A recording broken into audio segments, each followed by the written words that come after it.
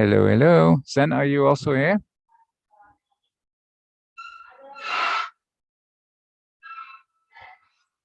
Zen. Are you going to open the session, Zen, or do you want me to do that?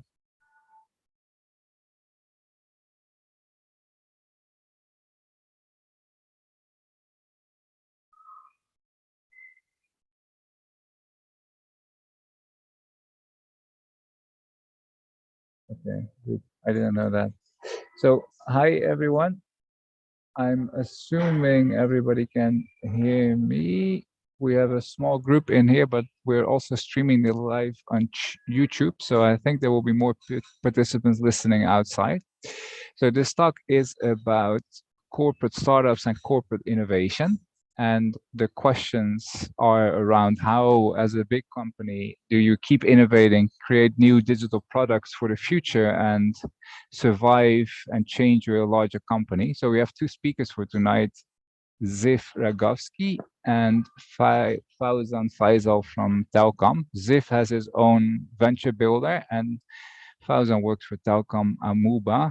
At least he changed positions, but he built Amuba. So I think everybody knows Telkom. So it would be good if each of the speakers does a short introduction, and then we will have 13 minutes presentation by each speaker, followed by a short Q&A. So Ziv, maybe you want to start?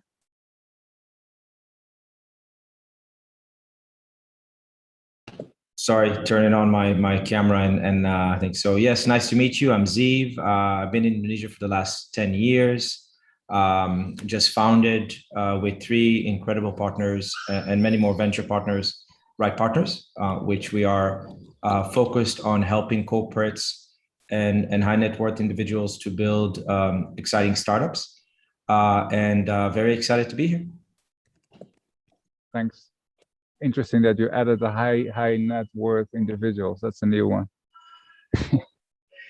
Fauzan, can you also do a quick intro? Yes, hello everyone. Nice to be here. And my name is Fauzan Feisal. I'm working in Telkom Indonesia, and since 2017. Before I work in the corporate planning side, then I moved into the innovation side. So it's a kind of 180 degrees change. Then I've been developing an entrepreneur program, Amoeba, and now I'm working in corporate university as partnership lead. Hello. Thanks, Fauzan. Yeah, so for me, it's very interesting to hear two perspectives. One is from a big national state-owned enterprise corporate that everybody knows, and how did you guys make innovation a center stage, basically? Because apart from Amuba, there's a lot of other stuff that Telkom has done, and also interesting to hear this perspective from the outside. How can you create basically startups with and for those big corporates, which are two completely different models? I think Telkom actually does not do the venture building that Ziv does, so I'm interested to hear both perspectives. Shall we start with Fauzan? Sure. Okay. You want me to show the slides, correct? Yes, please. Yeah, I have some troubles with the slide here. Okay. Is this visible? Yep. Oh, how do I enlarge this? Okay. Fauzan, go ahead. Okay, thank you everyone. Hello, and nice to talk here. So I'll be talking about what we've been building in Telkom Indonesia about corporate startup. So yeah, can we start next, Hugo? Yeah, now ITDRI is a kind of task force in Telkom Indonesia to copy those innovation and everything learning into more to support other state-owned enterprises. So now it's not only Telkom. So we are becoming quite a venture capital for the other state-owned enterprises in innovation. So including government, not only state-owned enterprise, government employees. So this a bit about Telkom Innovation Framework. So we are working with talent, either it is internally employees or externally, and we adopt technology into through a startup like methodology. We are aiming a business development, because the next wave of business development is going to be very different. So we believe what is brought by startups going to be standard methodology for big corporates to keep up with the change and the change, especially technological change. Okay, so you can ask me about everything, but we're talking about in the middle, from employee, patient-based to new businesses. Next, so when Hugo, next slide, Hugo. So when we talk about Amoeba, it's already been almost 5 years, not 4 years. I forget to change the number. So we already try to engage 7,000 talents from inside Telkom. So it's a hype. Young talents, young employees, especially young, want to express their concern and their ideas. And then finally, we incubate 200 products in 16 batches. So a bit, I think it's a bit more aggressive, yeah. But we end up with 13 businesses. It's already a huge amount of cost saving and revenue created by these talents and internal startups. Now we're trying to create this 13 business of internal startup into true Telkom products. So we are in the middle of that. And just one question, Fauzan. When you write exit, what does it mean, exit? Exit means exit from the program. It's a kind of boot camp, right? But a long-term boot camp. So it's one team, the customer validation, you can see that customer validation, product validation, business model validation, and market validation.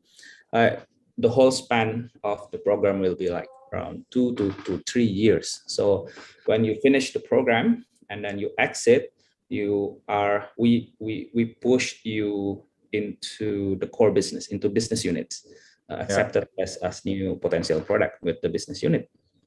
So that's what we call exit, right?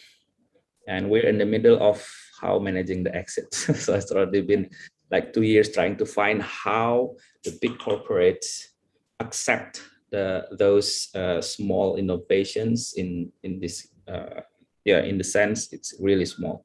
So how to accept and believe the smaller ones going to be big ones someday. So we're in the middle of that process. It's already 2 years trying to find out how to exit these innovations. But the big thing is it's not only, so I choose a vaccine and hormone in one shot, means that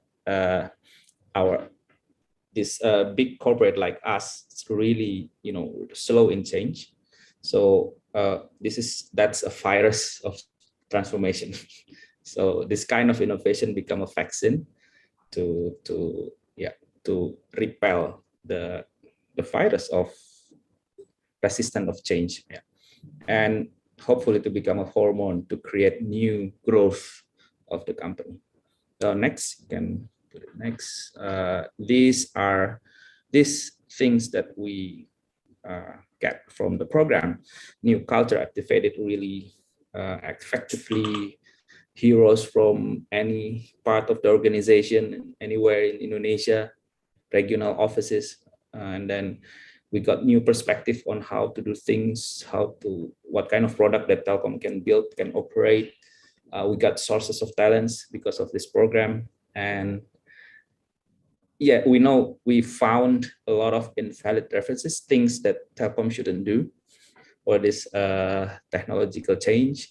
And then we have digital assets that started very cheaply, and then we can build up accordingly, depend on the scale. So these are the benefits of big corporates trying to do startup things inside the company. Next. What is Rise of Heroes? Who are the heroes? Yeah, a lot of heroes. Like usually there's no heroes in corporates, right? Because everyone is doing their functions, the marketing, the product. So we cannot see heroes. But now we can see heroes that maybe innovators that fix some process from somewhere in Kalimantan Island, found something that can fix that Telkom couldn't fix for years because of bureaucracy. And then we also found people that somewhere in the regional office, branch offices that have passion to build people, to build innovators. So these things came up as came up because basically they sell product, right? But when we give some program like this, we can see people that really doing better things out there somewhere across Indonesia. So that what we call heroes, and how now they listened by the company. Before, previously, the company couldn't listen them because the structure is too stiff to really listen small things happening outside the corporate world. Right? Yeah. Okay. Okay. Next. So what is it? I mean, what is it? Innovation, corporate startup. What is it? Basically, it's R&D. But the difference is you can click. The traditional R&D, it is somewhere in, everyone knows it is somewhere in the value chain of the company, right? It's where the company put the money to get new product or new processes, and then put it in the basic value chains. But the one that is that are assigned into the R&D teams, or usually the smartest one in the company, right? The smartest one. Different with the innovation lab.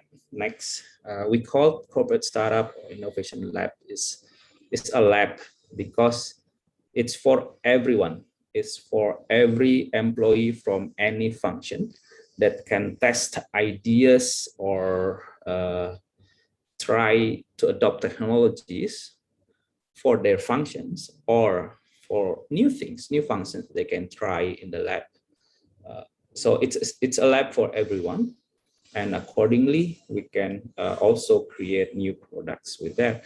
Interestingly, we create new temporary margins and revenue. That's very interesting impact of the program. So that's what we tend to call it innovation lab, the corporate startup. Next, this is my last slide. Is it already 13 minutes? Hugo? So this is my Not yet, but that's fine. my last one. I mean, innovation in the corporate. It's not something different. I mean, it's a little part of a big game. Still, the big game is about finding sustainability. I mean, you need to stay there. You need to sustain. You need to have new product. You need to have growth. But in the middle of massive changes like this, the digital transformation, the industrial revolution 4.0, whatever, and then came the pandemic situation. So everyone is pushed into digital world much faster than before. We lose ground, right? The big corporate lose their ground, and most experience is no longer relevant with what happened. So innovation become a pit stop. It's like a pit stop. It's not the game, the whole game. It's a pit stop. We stop for a while and then quickly doing things, and then we go back to the big race. So it's not new. We're not from scratch working in Amoeba with employees. We've been trying to work with startup, like from with Indigo program, and now we have a strong MDI, the corporate venture capital.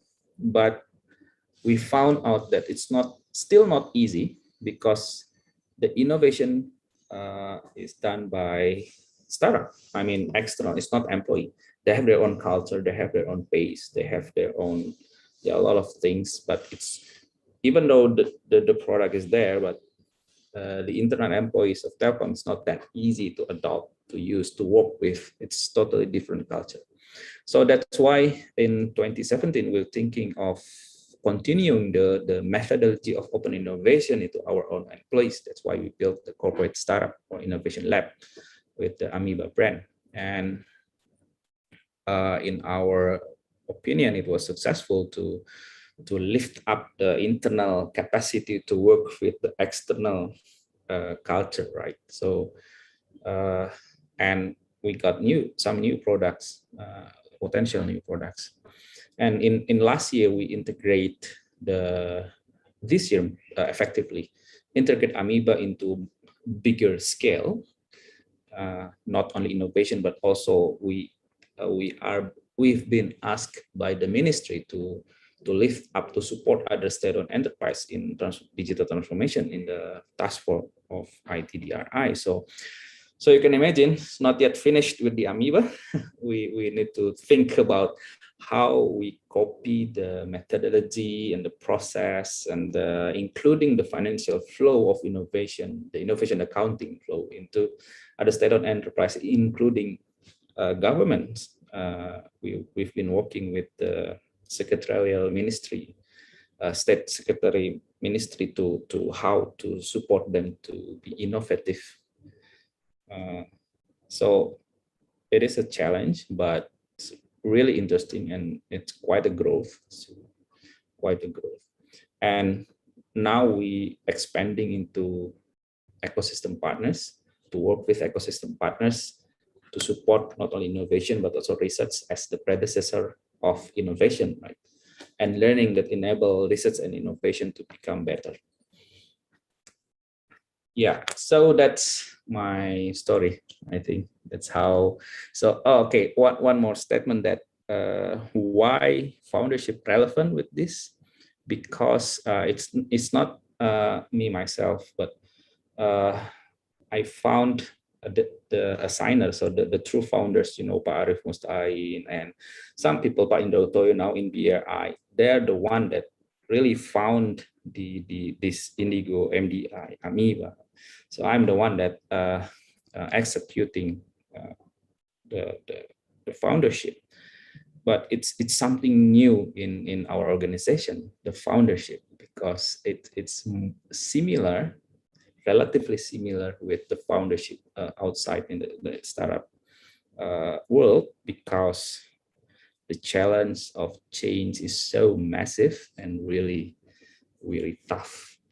So foundership traits is really important to build this innovation lab inside the company. It's like, yeah, it's like a vaccine and hormone, how it is work in the body. It's really tough because the blood itself, they have self-defense mechanism, right? The white blood cells to prevent external things. So happy to discuss. Thank you. Thanks for the sharing, Fauzan. I conclude that the founders are actually the virus, right? Yes. The attackers. Okay, yeah. Thank you very much. So we'll have a discussion and room for questions after Ziv's talk. Ziv, you have your own slides, I think, correct? Yeah, I do. Let me quickly share. Sorry, just a second. I will share. And if any of the participants has questions, you could also type it in the chat, and then we'll get back to it after Ziv's talk. Questions are always good to get the discussion going. Yeah, it sounds good. Okay, so my name is Ziv. I'm a founder of Wright Partners, which focuses on helping corporates and yes, at some point, like high net worth individuals to create ventures. We'll talk about why that is in a minute. A bit about us. We're a relatively young company, so we don't have the clout and the important set of Telkom. We hope to one day get there. So it's great to be in the presence of greatness.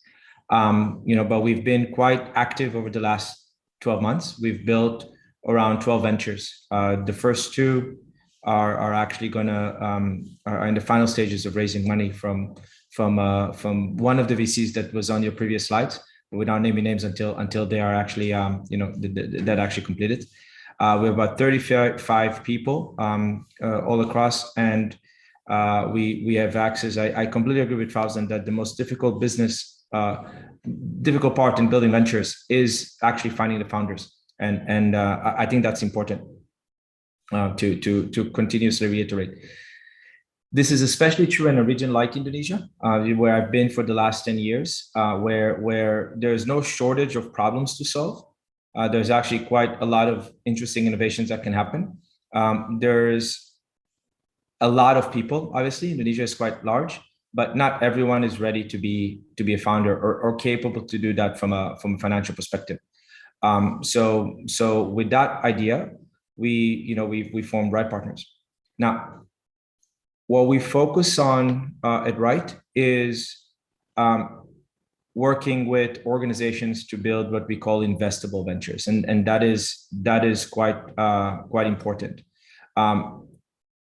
As I mentioned earlier, there is no shortage of solvable market problems in Indonesia or Southeast Asia. So we actually have presence in Indonesia, Malaysia, Singapore, and we've done projects in ventures. We build ventures in all three. But the key thing for us is some of these problems are often too difficult for what we call ventures in the wild to solve by themselves. And this is where corporates, if we can leverage their assets in the right way, enable us to do some great things.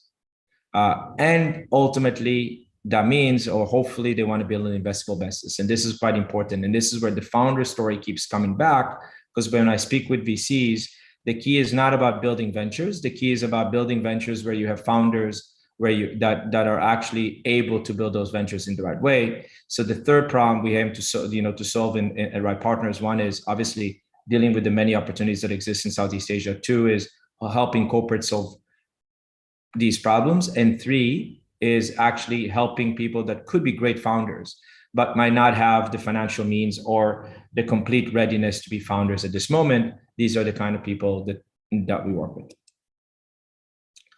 Why is that important? Because we believe that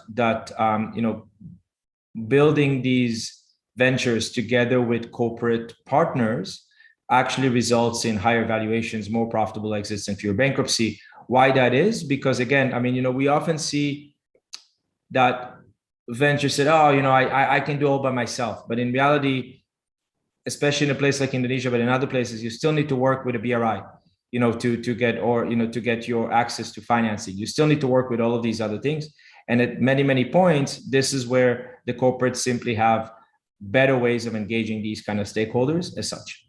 Now, what does it mean for the corporates is actually superior returns. We talked, Fauzan, you spoke about CVCs and whatnot, right? I think the idea behind venture building is that it complements VCs for where either the ventures that are in the market not solving yet the problems that the corporate needs to solve, and two, where the corporate needs a bit more alignment with their own strategies. Building a VC or building a venture as a venture build allows them to align strategies a bit better than if VCs are done in the wild, right? And specifically, what we do is with our corporates is that they end up with a higher shareholding than what they would if they were just a CB, doing this through their CVC. You saw a number before, 1.6, could be 1.8, could be 2 million. I mean, the fact is that if you look globally at a venture in the wild, it takes about a bit above or a bit below $2 million, depending on if you look at the West or if you look at Southeast Asia, to bring a venture to a Series A. Now, to be fair, over the last few years, even the term Series A, pre-Series A's, and all of that has kind of been, blurred a little bit. But the idea is to get a venture to a decent valuation, you need about $2 million a burn. Now, why is that important? Because at least when we speak with corporates are quite familiar to work with consultancies. And the consultancies often charge a lot more. I mean, I think Telkom is a good example, charge a lot more than what a venture would cost to build just for the first 2 or 3 months, for a nice, beautiful deck as such, right?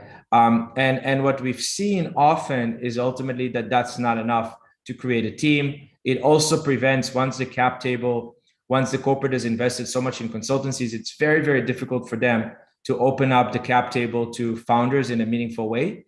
And it takes away the whole idea of this entrepreneurship-led, this venture kind of idea out of the picture if you don't have a cap table that allows entrepreneurs to come in.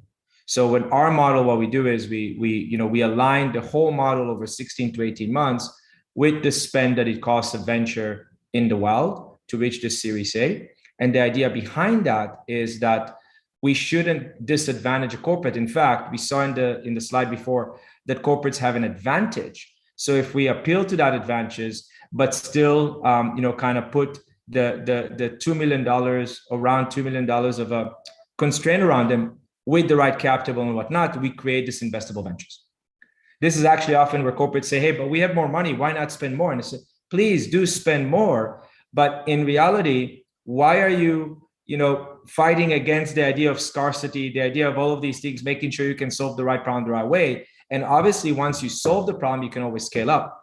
But don't dump, but you don't throw money at early stage if you haven't validated the problem yet, right? So that is a bit of the different approach. An example, without naming the ventures, because again, they're going through a raising period, but an example of how we do this, we have two stages that are kind of relevant for the discussion, what we call the design stage, which is a 4 months of kind of a pre-seed type stage, where we work on understanding the value chain, understanding the business model, validating it in the market, not with interviews, but actually trying to sell the product, as such. And meanwhile, within the first 3-4 months, we also craft the prototype and test the prototype on the team and setting up the team for what we call the IC. So at the end of the design phase, there's a bit of an IC by the corporate to actually decide if they want to go forward into the build phase. At that point, they actually understand the business very, very well. There's founders that are pitching. It's a real business, but they just have better access to it and whatnot. And then when we go into the build phase, we actually grow the team beyond the founder and focus on real execution until we raise money. This gives you a little bit at the bottom of how we do this from month 0 to month 12 and how this is going to work. A bit on who we are. So my name's Ziv.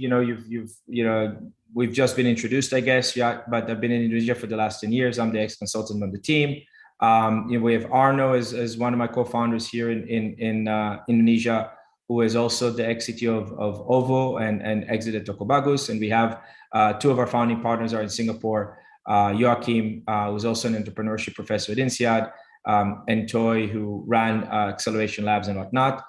We also work quite a lot with different kinds of venture partners, right? And both in terms of additional capabilities in terms of scale up and also in additional expertise. So Christian, for example, is an expert in media. OTT is ex-Astro in Malaysia. Mayur is an expert on sustainability. Bastian on oil and gas and mining. So we cover broad data topics. Then we have a strong team behind us as well. And that's it. I think that was 13 minutes or very fast 13 minutes. Yeah, I guess it was about 13 minutes. Very good. Thanks, Ziv. Sorry, I have some background noise here, I think. Okay, so 2 very different perspectives on how to create innovation in big companies. While Ziv was talking, I was actually thinking that it's surprising that in Telkom, this model is not really working. At least I don't think it's working like this yet, right? Because you have the Indigo program where you collaborate with startups without doing a investment, I think. Then we have MDI, which is just the investment. And then we have Amuba internal innovation, but you don't do venture building yet, correct? Yep, true. Yeah, we have in Indigo. Say again. We have some seed investment in Indigo. Yeah, it's like comparable with 6% of the equity with the startup. So now this is a relatively new model, I think, in the market. How do you see this, Fauzan? Because you have a lot of experience in the different models of innovation. How do you reflect on the model that Ziv has presented? Yeah, I really, if I can decide, I just Ziv, let's meet up after this. If I Sure, have that yeah. decision power. Now, I think that's really I've been waiting before I was in 2018 we also learned with a lot of services to support innovation, corporate innovation from outside, right? So this business model, I think it's really we've been waiting for that because we've tried to find the two extremes, right? Working with investment with the startup or working with investing the employees, but we haven't find the optimum level how to leverage our assets basically. Because at the end of the day, it's not easy to make a legal contract with this external startup to leverage our assets. And it's not that easy to leverage the capabilities of internal employees to leverage the asset. Because at the end of the day, employees still employees. They don't have that strong power to be at the same level with senior management and senior leaders to leverage the assets. So that's hurdles that we've been experiencing with. So I think we're welcoming this new business model of what Ziv told about because we need those. But I think the corporate leaders need time to digest all of these things, right? All of the how to decide really clearly. Yeah. So Fauzan, what's interesting what you just said is that the type of founder that you generate within Telkom is different from the founder that you would get outside, right? If I understand what you're saying, how do you see that? And isn't it like after a few years of identifying and supporting internal employees, there are some rockstar founders in there that actually do what an external startup would do, or is that a wrong assumption? Is you didn't find that? I didn't found that because I didn't find it because at the end of the day, this is a spectrum between employee and entrepreneurs, right? The intrapreneur is somewhere in the middle, but they will never touch the entrepreneur level. So because if they already touch entrepreneur, they will resign from the company and then build the startup. So it's always in the middle. What we need is not really an entrepreneur. We need a business leader, basically. So the intrapreneur it's entrepreneurial. They have the entrepreneurial soul and skill inside the big corporate. So that's what we need. So it's whether it's going to be spin out or not, the business still it's going to be a corporate business. So that's what we think. We are not creating the entrepreneurs. We're creating the intrapreneurs, business leaders. Right.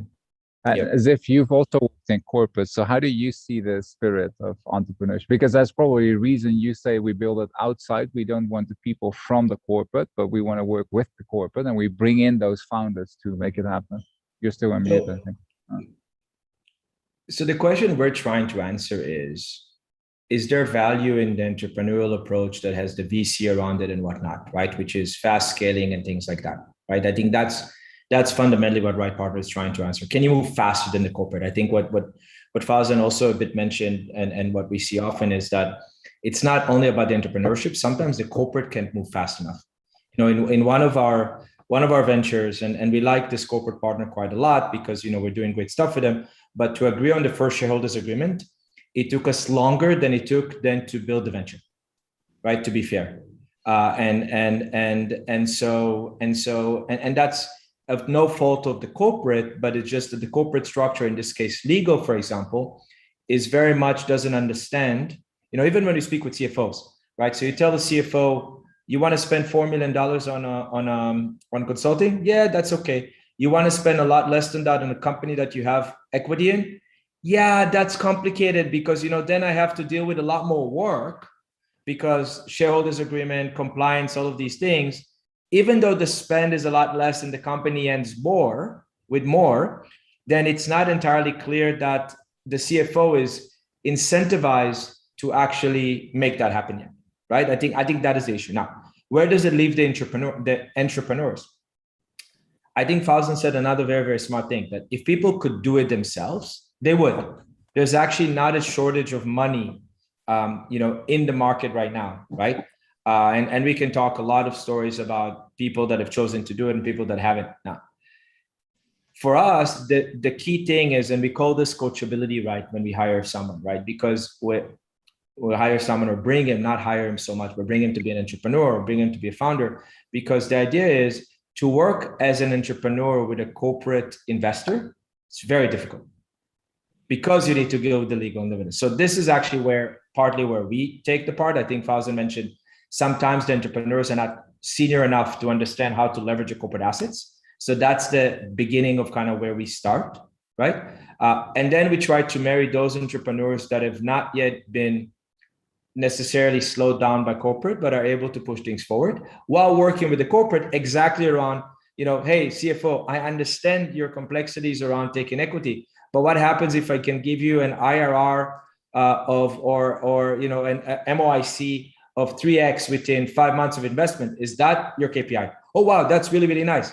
Okay, let's have that discussion. So I think when you talk about corporate venturing, we always talk about entrepreneur or the founder, which is important, but we should not underestimate that the corporate itself has different groups within it that we need to actually navigate in order to make sure that works. I don't know if that makes sense, but yeah, it's my experience.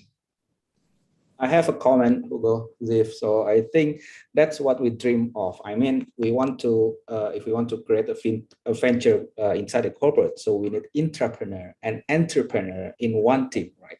So the intrapreneur one, they know the environment, they know the structure, they know how to talk with the bosses, they know how what kind of a true asset and what it's not a true asset. So that's the hypothesis we have a few years back, that someday we want to mix the founders from internal and founders from external to one team to build a business, right? Within the corporate environment. So I love to hear that, really.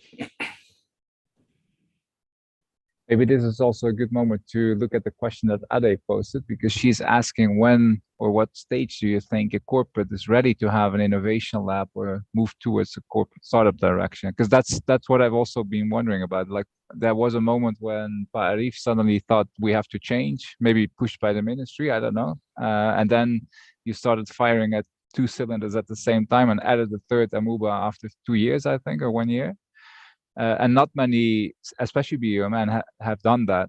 I see some, actually, there's not that many corporates that have done that at all. They usually take baby steps. So yeah, what ingredients do you need to kickstart that, and how do you do that? Yeah, after a few years, I think it's not about the stages. It's about I would say sponsor. Do you have the corporate sponsor to start this? If you have, doesn't really matter in which stage of your corporation, whether it is in declining or still growing. So the sponsor, the corporate sponsor, is the most critical one. And the second recipe will be the champion. My job was the champion. I'm the one that the corporate sponsor is about Air Force, right? They don't do things in the ground. They do things, but reacting to that, because I've seen a lot of companies from the inside in the past few years, and so most of the times there's one corporate sponsor, but he's fighting the rest of the BOD, and it's still not moving as you would expect. And I think in Telkom it somehow went different at a much larger scale and speed. So yeah, the champion part will be quite critical, because my job at that time is to see the policies, to read the policies. It's not about venturing, it's about reading the policies and which kind of processes and policies is not helping. that have holes. So we can do something in innovation processes within those policies and processes. So the role of sponsors need to be completed with the role of champion.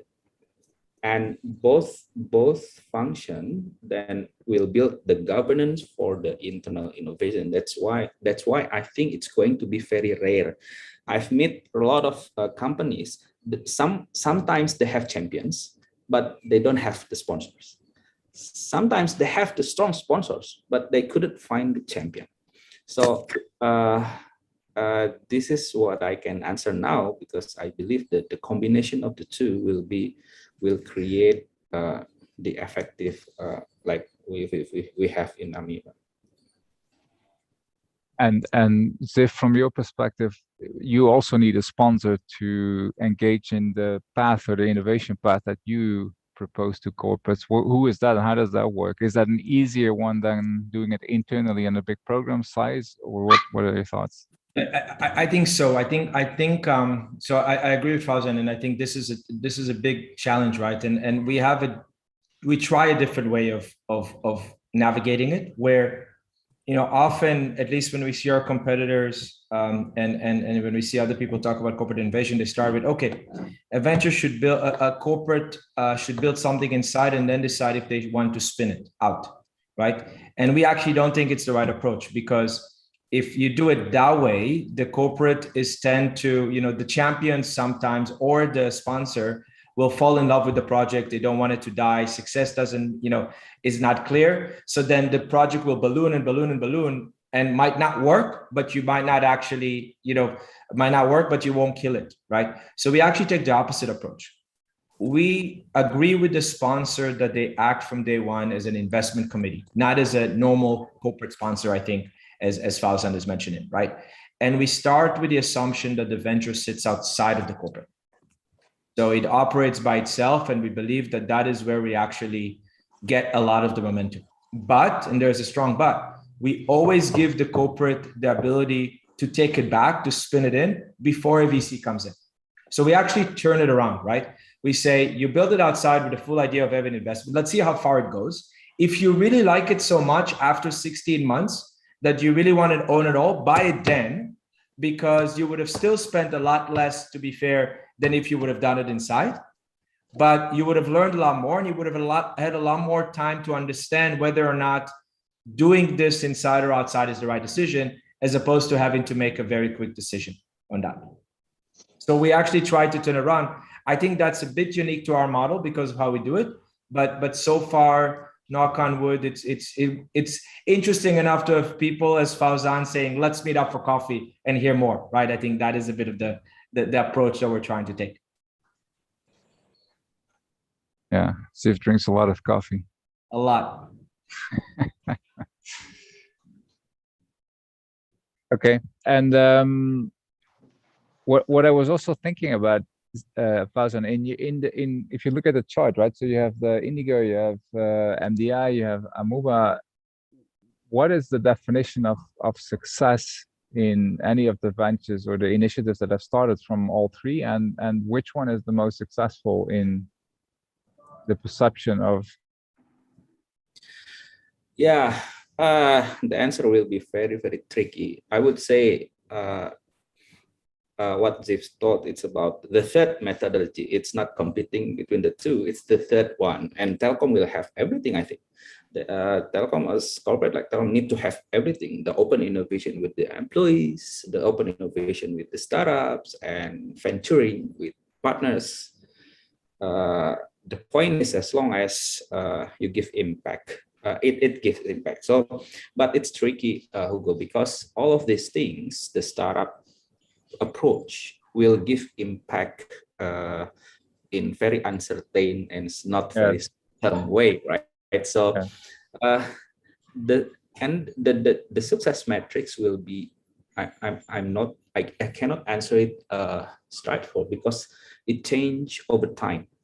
So sometimes we don't like the metrics, but next year the situation different, and then the metrics become relevant. So it's really interesting to see how the metrics. So at the end of the day, the key metric is whether the program is still there or not, and it is a balloon or not. I love the balloon story. Yeah. Is it a balloon or it's a full of water balloon? So I think that's the true metrics, because the discussed metrics is going to be very different quarter to quarter, and year to year is going to be very different, and it's irrelevant. Sometimes it's really irrelevant with what we planned before. Yeah.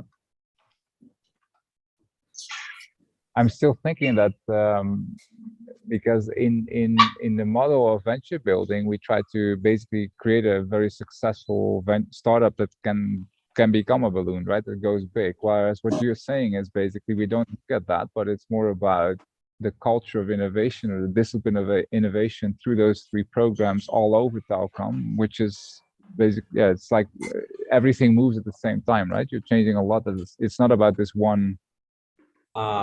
Interesting. I would say that like this. The problem of corporate is about acceptance to risk.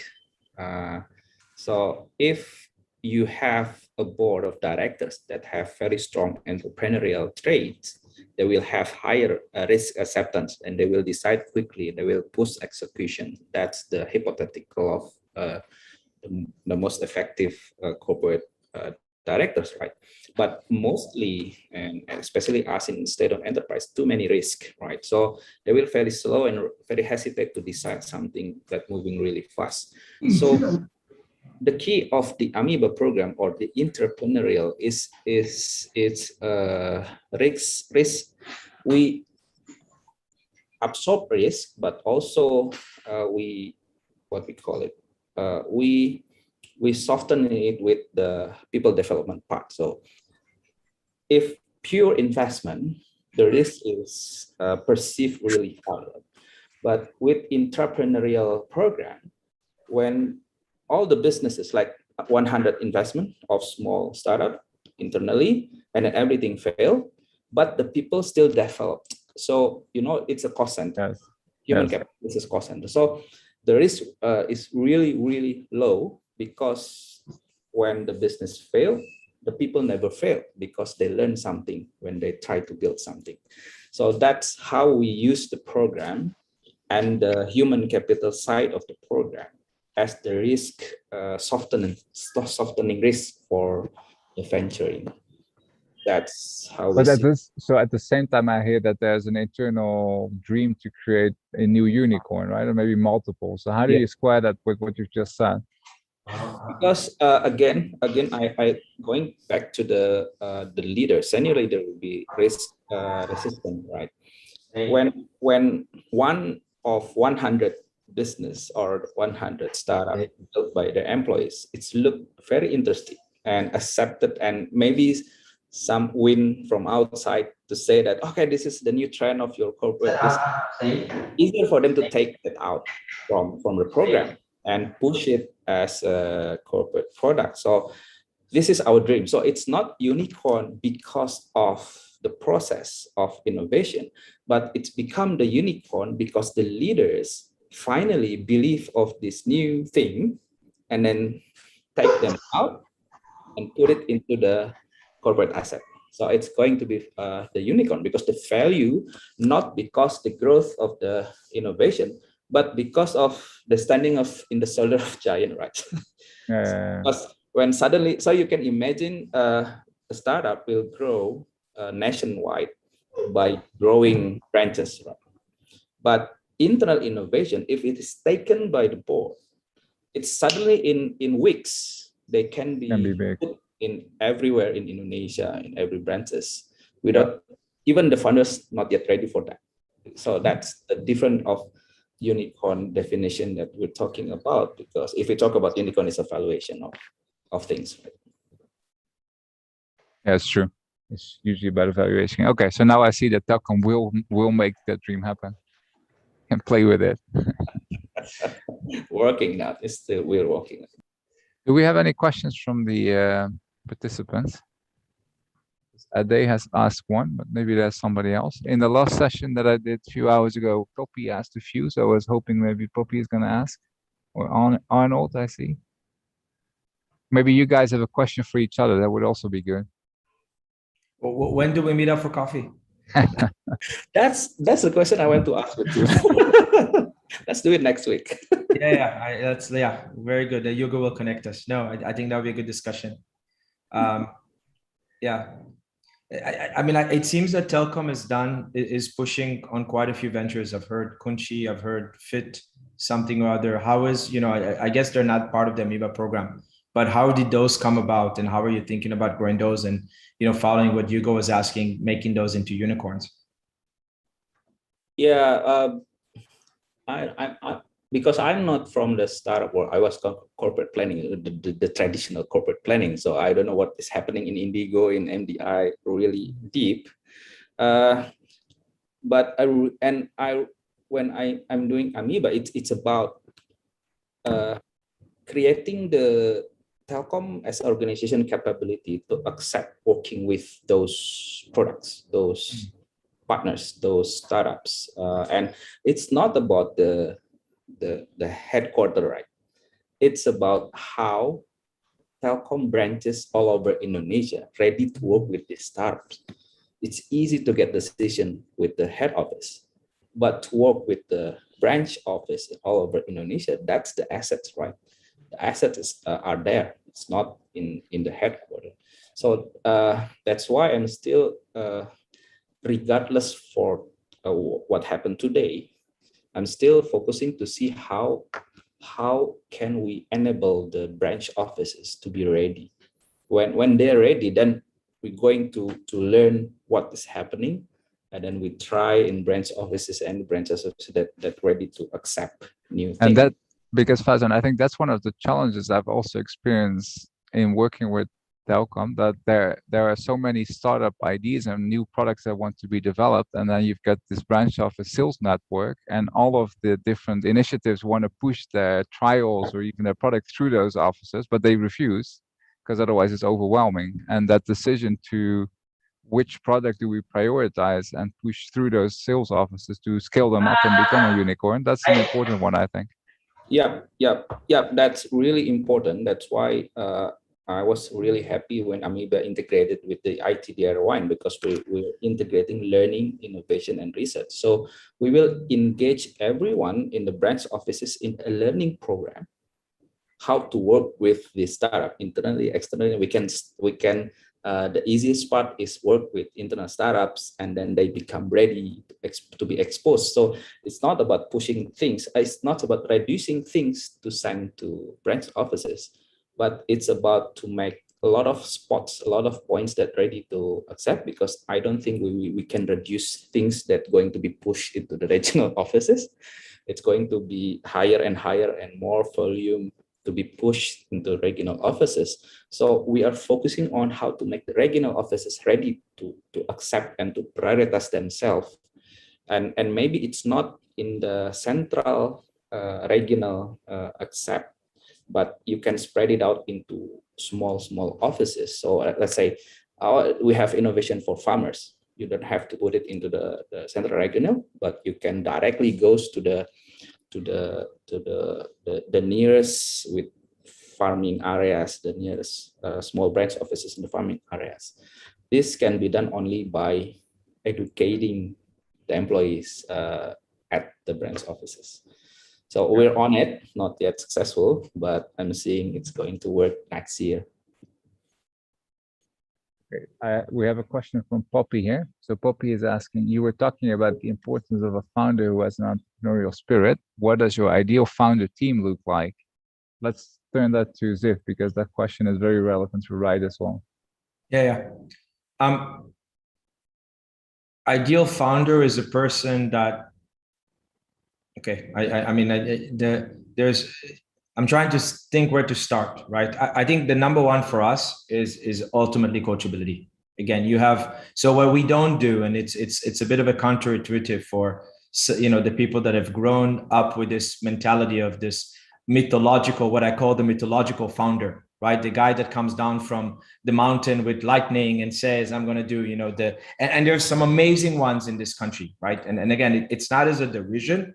It just means that not everybody is a Mark Zuckerberg or whoever it is that your favorite founder is, right? There's a lot of people that either due to family reasons, they might not have the money to take such amount of risk, or due to the fact that they have the spirit and the interest, but they don't have the skills yet because the school that they went to doesn't allow them to get those skills or whatnot, right? Those for us are those ideal founders, right? As such, obviously, they then need to have an amazing skills in terms of problem solving or vision, or that they know what they want to do and whatever it is. So you need to have a lot of those skills that make founders good, right? Which is managing team, vision, problem solving. But for us, the idea is that you also know that you can't do it alone, and you appreciate the fact that, you know, you might not be a sole founder and own everything. On the other hand, you appreciate the help and support that you get from the corporates, from us and whatnot, right? And we have some great ones. I mean, you know, that ex-consultants, ex-lawyers, other people that have come through and said, okay, you know, some of them actually had a chance to do their own venture, and they really thought that we could grow faster together, right? So that's the idea of an ideal founder for us. What about you, Fauzan? Yeah, in an employee founder perspective, we are a comfort zone players, and then we are a family players, family man, family woman. So what we're looking for is people that is willing to get out from the comfort zone. It's not that far, but still keep getting out from the comfort zone. That should be really sufficient for us to work the program effectively. So I think that the first thing came up in my mind is about getting out from the comfort zone. Yeah. So that's the ideal founders in internal. Yeah, in the internal one. Yeah, exactly. Yes. Okay, and if there is a founder in this call that wants to explore collaboration with Wright or with Telkom, what can they do? What's the best approach? Just to close up, we have 2 minutes left in our session. First, you need to decide whether you want to sell products to Telkom, or to sell shares, to sell product, or to sell your soul.